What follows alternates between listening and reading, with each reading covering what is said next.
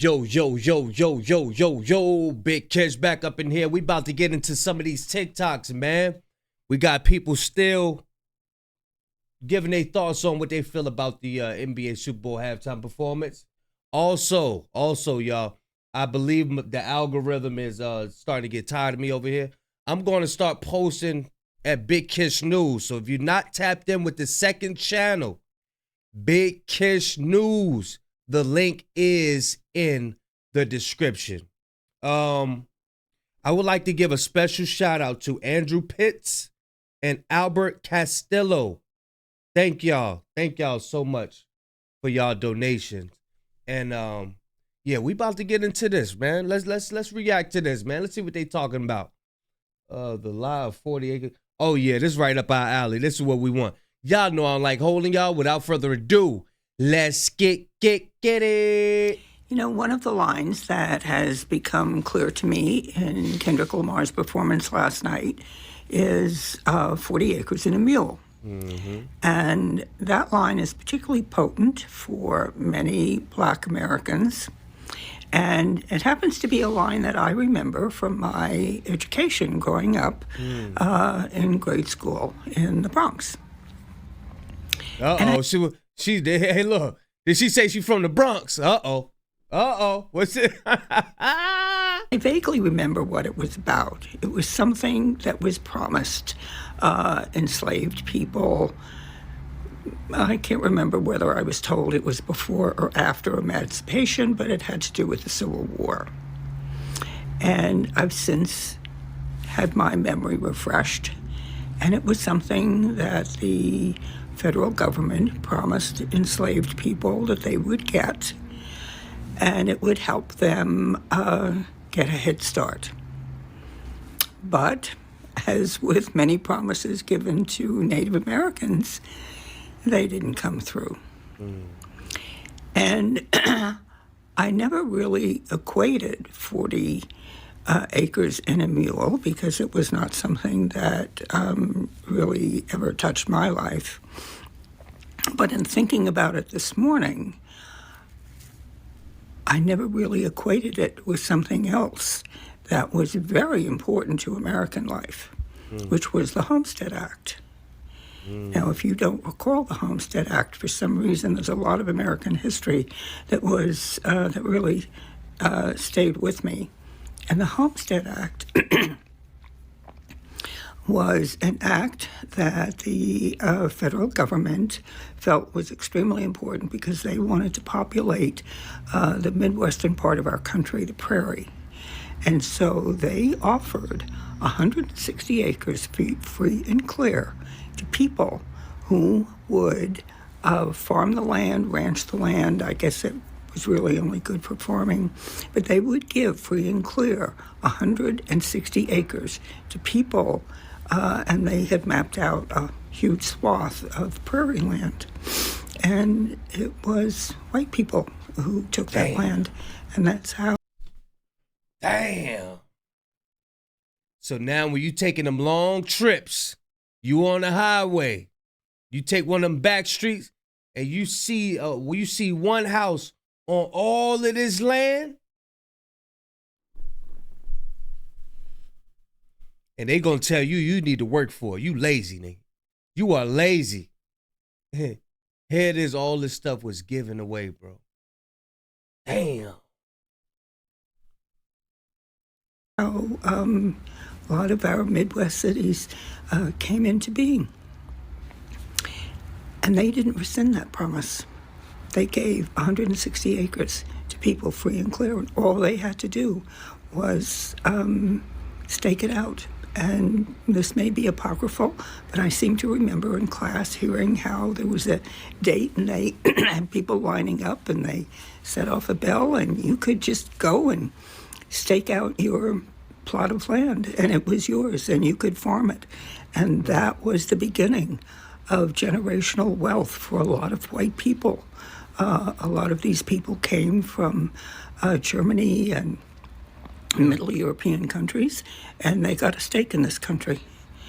And here we have enslaved people who were brought over against their will and finally released from bondage and promised for their servitude they would be given 40 acres and a mule. Hey. And they got nothing. Hey. And they had to start from scratch. Just a thought.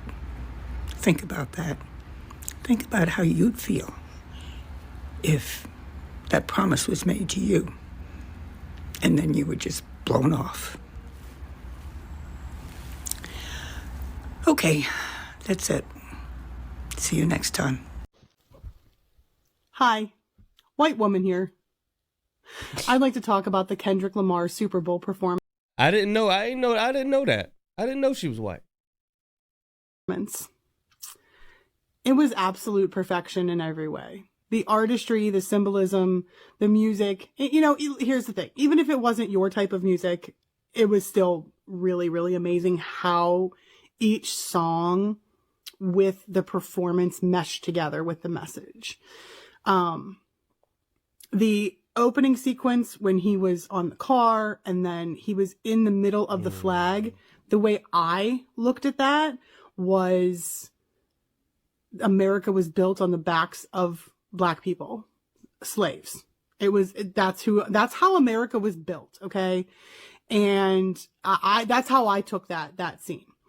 And when he said 40 acres and a mule, I didn't know that that's what was offered to slaves. I had no idea because guess what? I wasn't taught that.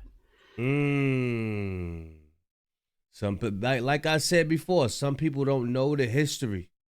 Some people act like they don't know the history, and you know you don't know. You don't know.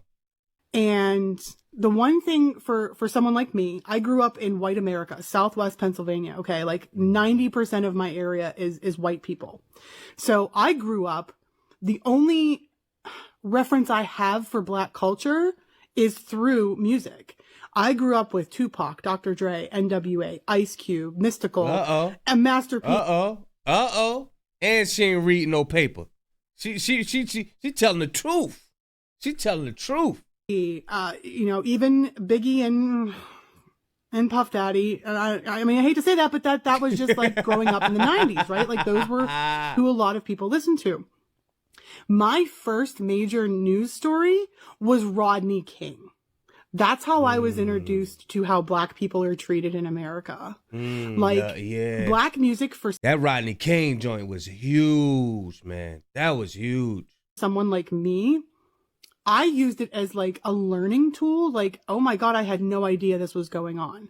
Like, oh my God, this is what I should, learn more about. Like I took it as, education. Obviously I liked the music, but I actually listened to what was being said, and then as much research as I could do at the time, talking to friends or whatever, and, reading, going to the library, going through the card catalog, reading about things. Because we were never taught things in school. I was taught that George Washington had wooden teeth, had no idea that he had teeth made from his slaves. No idea, because we weren't taught that. So I used Black music to teach me. And I also want to say, for the white people out there, that Super Bowl was for the Black community. That was for Black people. It was to us. We need to take that and we need to learn from it, because that messaging and that symbolism was so important. We cannot let that slip away from us to learn from and do better. Kendrick Lamar gave us an assignment. Let's fucking take it, okay? A lot of things All right, let's go there. We're gonna do this together. Yeah, I like it. could say about Kendrick Lamar's halftime show, and it's the only reason that I watched the Super Bowl, but the one thing that sticks out to me... I told you, people was not watching the game, man. People was not there for the game, man. That game was a blowout. That's just crazy. When he said, you can rig the game, but you can't fake influence. Not sure a lot of people understood a lot of the things that he said, because he is as a lot of people have said, he's a messenger. He's a lyricist. He's not an entertainer. And a lot of Americans are looking for mindless fucking entertainment. So a lot of people were bored by it. It's like the biggest thing I've seen is people saying that they were bored. Well, maybe you should fix your entertainment addiction. I don't know. He also said the 40 acres and a mule. And if you don't know what that is, you should get a history lesson. And I really love that quote, even above the revolution will be televised. Because what he was getting at there, if you didn't realize, is that the game has been rigged against the Black community since day one that their ancestors stepped onto this land. Even with the way that the system has been rigged, the Black community has had the largest influence on our culture in this country. I especially love that in the month of February, we are talking about this and having, the Black community is having a renaissance. This is their renaissance. The fact that we are really talking about the influences of Black culture and how many of the things that we love today stem from their genius and their creativity and the influence they have had on our society. I didn't watch the game, but I watched the halftime show because I really like Kendrick Lamar. I have a 25 and 23-year-old daughters, right? So I gave them a musical education. They gave me a musical education. And I'll never forget the first time that they played him in the car like 10 years ago. And I went, who is this? Who is this? And they told me, and I was like, play more, play more.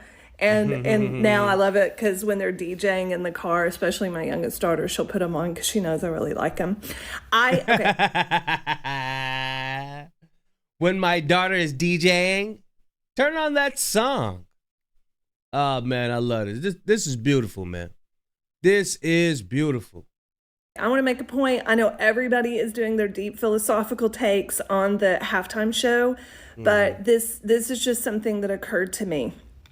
Many, many, many years ago, a person in my life who is no longer in my life, but is now Maga, right? That didn't exist back then. But we were at a museum looking at art, and it became clear very quickly that in her mind, the only function of art is to be beautiful. That's it. There is no other function of art. Like if you have to think about it, or if it's even remotely ugly, she completely dismissed its value. And she was like, why would anyone want to look at art that's not beautiful? And I'm like, and I loved my art history classes in college. And so I'm trying in earnest to help her understand why art isn't just to be pretty and to make us happy. Now, here's the point. The halftime show. It's about allowing the observer to go through different emotions. A good emotion isn't the only emotion. You know what I'm saying? There's different emotions you could go through, different experiences. A good experience isn't the only experience you go through. Yes, everyone wants to go through a good experience. It feels good. But that isn't the only experience. And usually you learn from bad experiences, right? Show is just another example of people like her, who we now have a term for them. We call them Maga or Maga. And that is, they don't want to think. They only want. There you go. There you go. There you go. That's why I said, do not argue with people on this in the comment section.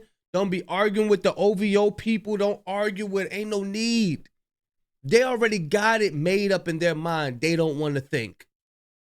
They just want to sit back and chill and be entertained. They don't want to think. So there's no need for you wasting your energy on these people. Want a thing to be the thing. If it's beyond that, they get angry and they get mad and they get frustrated. Yep. So last night, all the halftime show for someone with that kind of brain, all it's meant to do is sing and dance and entertain. That's it. Anything beyond that is too much for their little brains. And not only is it too much, it makes them mad. It pisses them off that they have to think, that they have to go, ooh, is there like a deeper message to this? Now, I think he did a really good job of making some of the messages not so obtuse that it gets lost. I think some of it was maybe a little obvious. I don't know. But they don't like that. They don't, especially when it comes to Black and brown people, don't do anything other than entertain me, give me a good experience, and then you go off and do your thing.